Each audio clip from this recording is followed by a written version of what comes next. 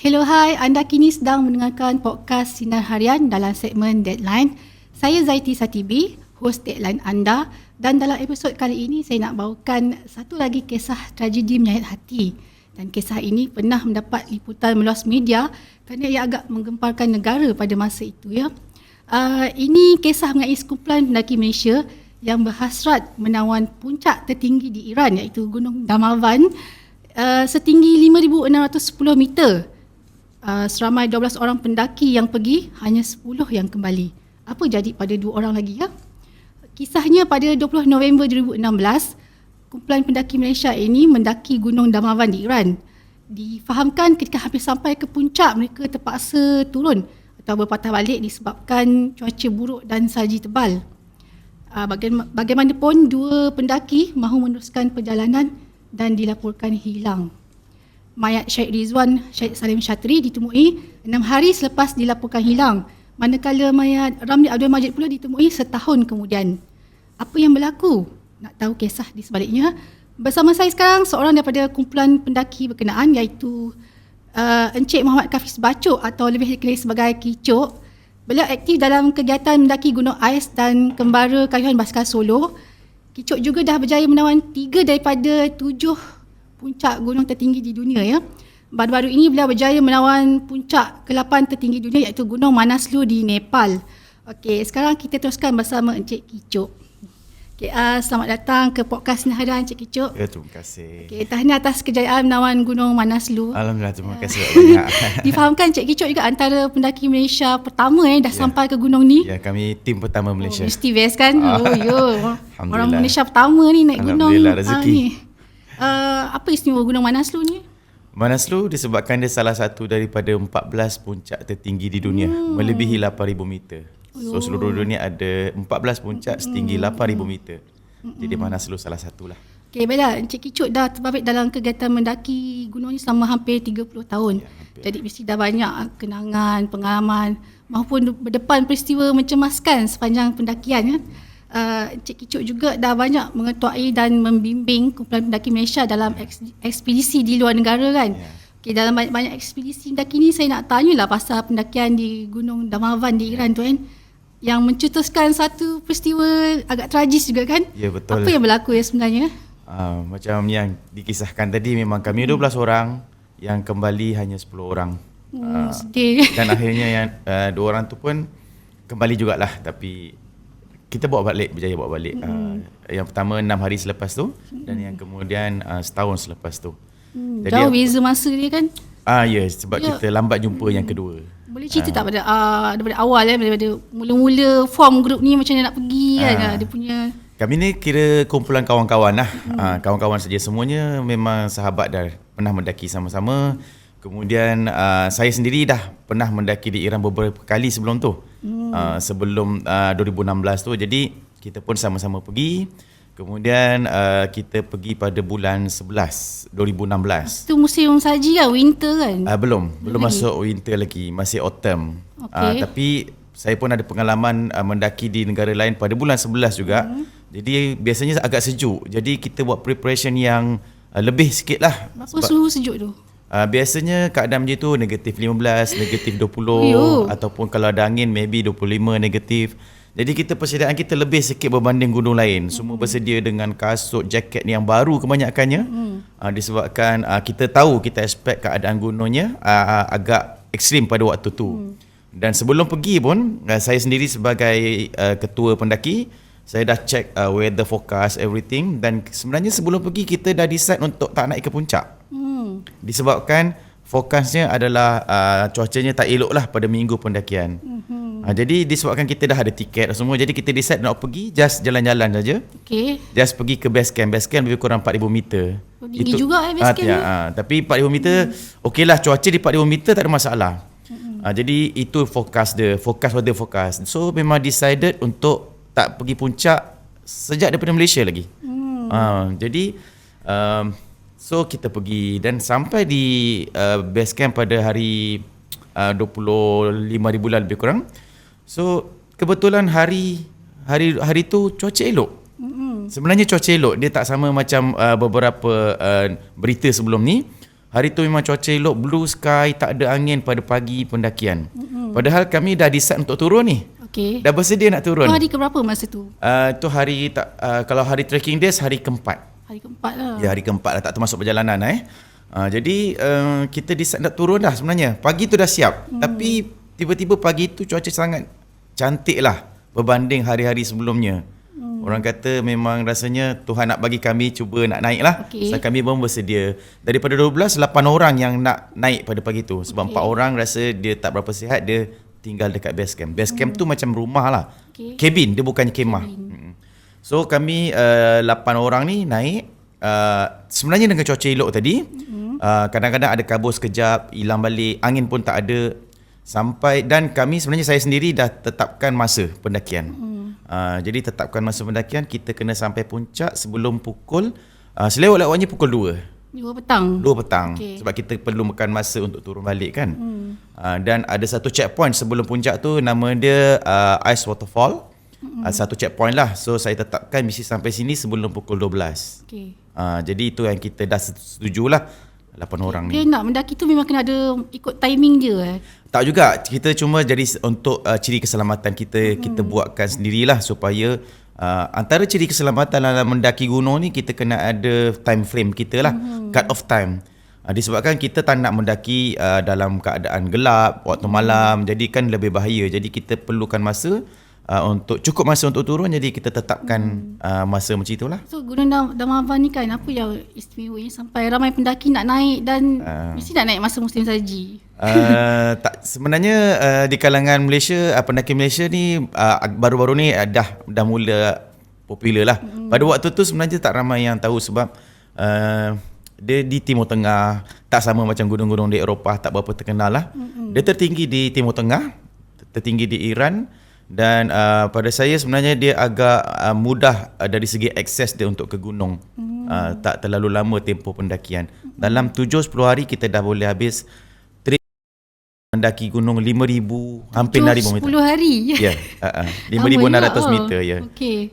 So pada hari kejadian tu apa yang berlaku? Jadi kebetulan pada kita naik tu, pada waktu pendakian tu ada seorang pendaki daripada Turki yang join saya. Dia sebenarnya memang datang sendirilah, tapi kebetulan saya mendaki, dia follow je lah. Dia seorang. Dia seorang. Jadi kita dah tetapkan tadi kita mesti sampai puncak pukul 2. Jadi pada pukul 1 macam itu kita masih jauh lagi lah. Kita tahu kita takkan sampai ke puncak pada puncak. Jadi saya sendiri dan kawan-kawan semua dah decide untuk turun balik lah, patah balik. Jadi pada hampir pukul 2 barulah kita mula nak turun balik lah. Sebab kita pada ketinggian waktu tu 5,100 meter.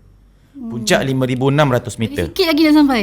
400 meter tu ambil masa lebih kurang 4-5 jam lagi sebenarnya. Kenapa 400 meter lagi 4-5 jam? Ya, dalam keadaan high altitude macam itu, memang perjalanan tu memang sangat perlahan. Dan 400 meter tu adalah elevation, bukannya jarak. Jarak perjalanan mungkin 800,000 meter lah. Elevation, ketinggian. Ketinggian juga anggaran. Jadi kita decided nak turun, tapi dua orang kawan saya tadi, yang Ramli dan juga Syed Rizwan, disebabkan ada seorang pendaki Turki tadi tu, dia beritahu saya dia nak jalan lagi sikit, just jalan sampai pukul 3 dan turun balik. Dan dia pun tak merancang untuk ke puncak lah, pendaki Turki tu. Sebabkan pukul 3 masih siang, tak ada masalah lah. Pada saya okey lah, just nak follow dia jalan-jalan dekat kawasan 5,100. Mungkin dia nak cuba sampai 5,100, 5,300 meter dan patah balik. Dan rekod sendiri lah. Disebabkan ada masa lagi. Saya sendiri dengan kawan lain, saya decided untuk turun disebabkan kawan lain pun dah kesihatannya tak berapa. Inilah dari segi energi pun dah berkurang, sejuk. Okey, kita turun balik. So tinggallah Ramli dan juga Syed Rizwan dengan pendaki Turki ni. Saya rasa tak ada masalah. Saya secara logiknya memang tak ada masalah lah. Waktu pun siang, cuaca elok. Cuaca elok. Dan sebenarnya tak banyak salji pun. Pada musim autumn, salji belum turun. Pada waktu tu sebenarnya di puncak. Jadi waktu kami turun, saya pun sampai dekat base camp lebih kurang pukul 5, pukul 4 tak salah saya. Kemudian kita kira kawan saya ni kalau dia turun pukul 3, dia akan turun balik sampai ke base camp lebih kurang pukul 6 paling lambat. Jadi waktu dia turun tu memang pukul 6 tu dah turun dah sampai. Tapi yang sampai cuma pendaki Turki tadi. Lah. Jadi saya tanya, pendaki Turki mana kawan saya lagi 2 orang kan? So dia ceritalah dia sebenarnya dah sampai dekat 5,300 meter dan dia turun pada pukul 3.30. Patah balik turun 3.30 dan dia ajak kawan saya Ramli dan Syed Rizwani untuk turun sama-sama lah, macam yang dia janjikan tadi kan. Tapi dia kata Syed Rizwan dan Ramli decide untuk teruskan. Dah nak sampai kan, alang-alang. Ada lagi 200 meter lah lebih kurang. Dan 200 meter tu dia kata dia turun pukul 3.30. 200 meter tu saya tahu keadaan pendakian perlu masa 2 hingga 3 jam lagi. Jadi pukul 3.30, 4.30, 5.30 saya dah kira pukul 5.30 paling cepat lah dia boleh sampai puncak. Dan 5.30 tu hampir maghrib, hampir gelap. Jadi macam itulah kisah dia. Jadi akhirnya malam tu dia tak turun. Jadi malam tu saya pun dah call rescue team. And then esok paginya, pagi-pagi matahari terbit je, saya pun terus naik nak mencari 2 orang kawan saya ni lah. Dah suspek hilang lah. Saya cuma expect dia ni terlalu penat dan dia berehat dekat mana-mana lah. Mungkin sebab gelap kan. Saya tahu dia kalau sampai puncak mesti keadaan dia gelap pukul 5.30 secepat-cepatnya. Jadi saya pun naik. Keadaan cuaca pagi itu okey lagi. Ini the next day lah, hari kedua. Kemudian kawan saya yang lain ni, saya cakap turun je lah. Turun disebabkan kita punya flight pun adalah esok malamnya. Jadi tinggal saya 2 orang dekat base camp. Yang lain tu saya minta supaya turun supaya tak mengganggu perjalanan lah. Kita nak kejar flight lagi kan. Jadi saya pun naik mencari 2 orang kawan saya ni sampai 5,100 meter saya tak jumpa. Saya expect 2 orang macam berehat dekat mana-mana, sejuk, berlindung, tapi saya tak jumpa. Sampai 5,100 meter sampai tengah hari lah saya mencari. Saya seorang. Jadi kawan saya seorang lagi nama dia Rozaimi yang ada kat base camp yang tunggu saya. Masa tu kita ada line telefon lah. Dia minta saya, dia selalu WhatsApp, bukan WhatsApp, masa tu dia SMS suruh saya turun juga sebab dia takut saya pula yang hilang. Jadi saya pressure juga lah. Jadi saya pun terpaksa turun dan tunggu rescue team. The next day baru ada rescue team. So lepas tu then the next day tu rescue team baru sampai. Dia lambat lah lambat sampai dah hari kedua. Jadi kita cari dan diorang pun cari dan saya pun join cari dan dia kata tak ada dekat kawasan ni. Dan dia rescue team ni pendaki Iran lah. Dia cakap saya biasanya kalau orang hilang dan tak turun macam ni dia akan pergi ke arah utara. Kita naik ni daripada selatan. Jadi dia orang turun balik dan saya pun turun balik lah. Turun ke kampung yang berdekatan. Then the next day kita pun dah beritahu family yang sahabat saya ni tak turun. Jadi mungkin ada masalah. Dan kita pun dah ada dengan kedutaan pun dah datang, kedutaan daripada Tehran. Dan kawan saya yang lain ni semua diuruskan untuk balik lah sebab dah ada tiket flight kan. Tinggal saya dengan Ramli dan seorang lagi nama Amir. Kemudian jadi hari keempat baru kita dapat mesyuarat semua dengan kedutaan. Family dah sampai dan juga rescue team dan saya sendiri. Dan saya sendiri berceritalah kejadian sebenar apa yang berlaku dari segi preparation kita daripada awal sampailah apa yang berlaku pada pagi tu. Dan hari tu kebetulan kita dapat helikopter dan cuaca elok, helikopter dapat terbang daripada Tehran lah. Dan kita pun saya sendiri pun dijemput lah untuk join dia punya rescue team tu lah. Jadi saya join dengan helikopter dan buat satu pusingan, ambil gambar semua. Jadi kita tak nampak apa-apa tanda lah.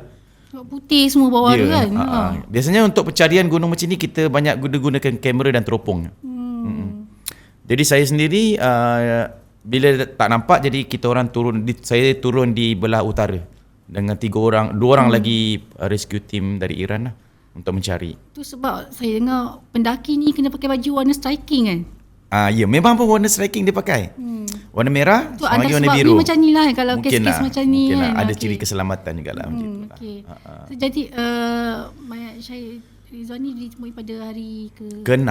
Dia memang daripada utara tu lah. Saya pun turun 3 orang dengan helikopter tadi. Dan hari pertama kita cari tak jumpa, hari kedua tak jumpa dan kita keluar balik. Kemudian masuk lagi, berjalan kaki, kemudian masuk lagi baru kita jumpa sebenarnya.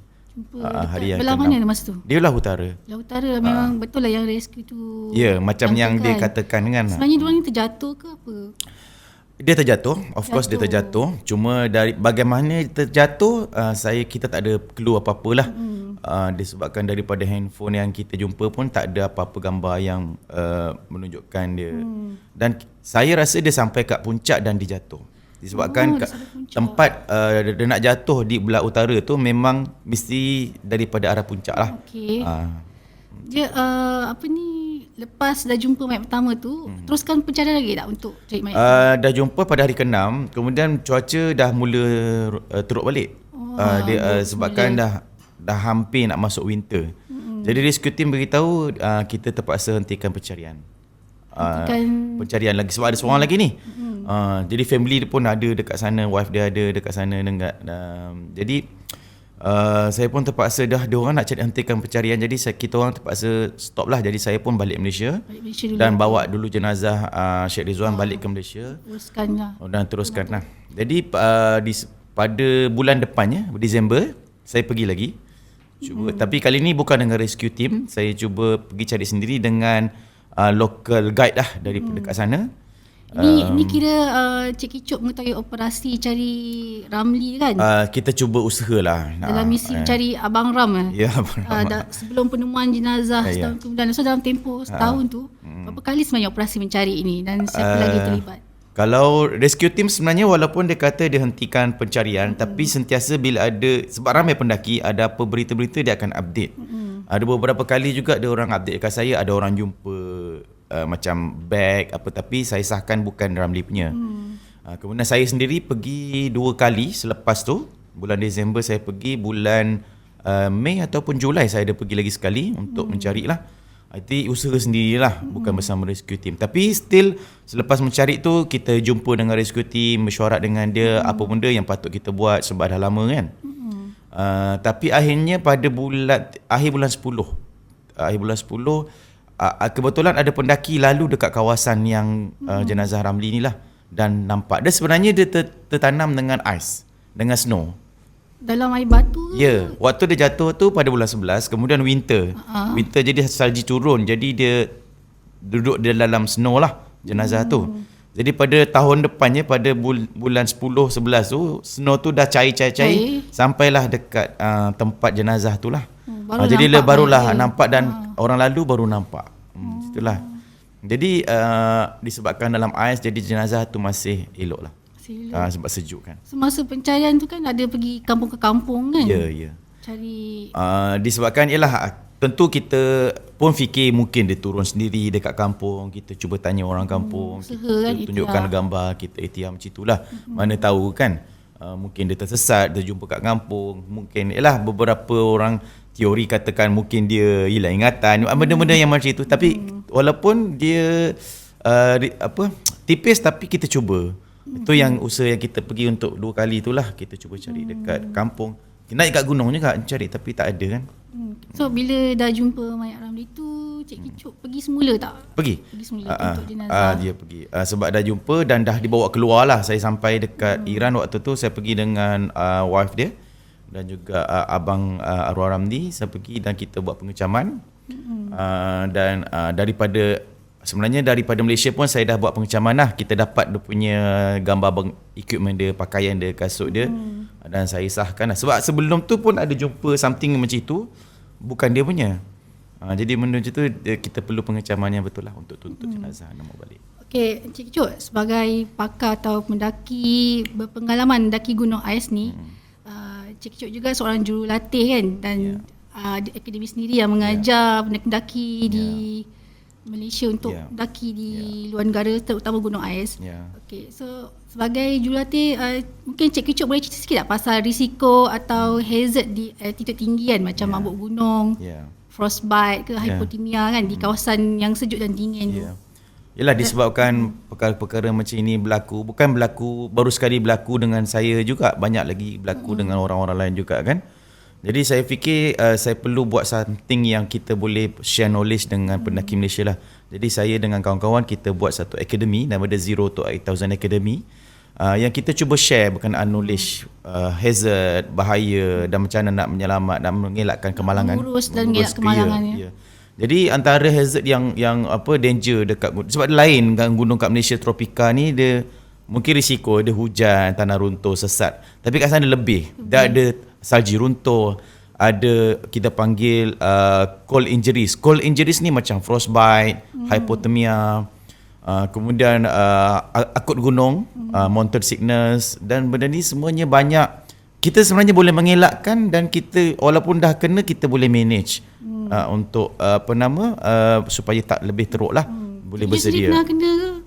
Tentu saya sendiri pernah kena frostbite, saya sendiri pernah kena mountain sickness. Jadi kita pun saya sendiri ada pengalaman bagaimana saya nak mengurus diri sendirilah. Kena frostbite tu hilang jari tak? Tak, dia moderate lah. Dia frostbite ni dia sel dah mati kan? Sel mati. Saya balik Manaslu baru ni, jari saya yang ni hitam. Dan pipi saya ni kalau nampak masih hitam sikit, ini pun adalah kita panggil frost slip lah. Ni daripada Manaslu yang baru ni. Itu antara risiko dia lah. Dan saya pernah kena frostbite agak teruk di kaki, tapi taklah sampai tak putus sampai lah. hilang. Tak sampai hilang lah. Okay, yang hypothermia tu kan? Hypothermia dia kesejukan yang amat bila haba badan kita kehilangan haba badan, dan badan kita tak boleh menghasilkan haba, jadi kita terlalu sejuk, dan sebenarnya bahaya sebab boleh menyebabkan koma dan jantung kita berhentilah. Jadi adalah few step yang sepatutnya kita buat. Even preparation sebelum tu lah, dari segi equipment, dari segi weather forecast, kita tak sepatutnya mendaki dalam keadaan terlalu sejuk, angin terlalu kuat. Jadi perkara ni yang saya suka share supaya kita lebih precaution lah dekat pendaki-pendaki Malaysia. Okay, terima kasih Cik Kicuk atas perkongsian pengalaman, dan terima kasih juga sudi meluangkan masa bersama kami di podcast ni harian, sebab saya difahamkan Cik Kicuk sebenarnya setengah sibuk menjalani latihan untuk naik ke gunung seterusnya. InsyaAllah. Saya cubalah. Saya cuba untuk mendaki gunung kedua tertinggi di dunia, Gunung K2 pada bulan 6 ni. Tapi masih ada banyak persediaan sebelum tu lah. Dia antara yang 7 tertinggi di dunia dalam. Dia termasuk dalam 14 tadi. 14. So ni yang kedua selepas Everest lah. InsyaAllah. Okay, so preparation dah ongoing lah sekarang ni. Ongoing. Kita even Manaslu, pendakian Manaslu tu adalah salah satu preparation dia lah. Okay. Baiklah, demikian perkongsian pengalaman dari Encik Kicuk. Secara tak langsung kita juga dapat sedikit ilmu, semoga bermanfaat, dan tragedi yang berlaku juga dapat dijadikan iktibar. Jumpa lagi di episod seterusnya. Dengarkan podcast Sinar Harian di Spotify, Apple dan Google Podcast. Kalau nak dengar banyak lagi pengalaman-pengalaman menarik di Deadline, jangan lupa subscribe, like dan follow segala IG, FB dan Twitter Sinar Harian, atau boleh saja layari laman web kami di www.sinarharian.com.my. Okey, jumpa lagi guys.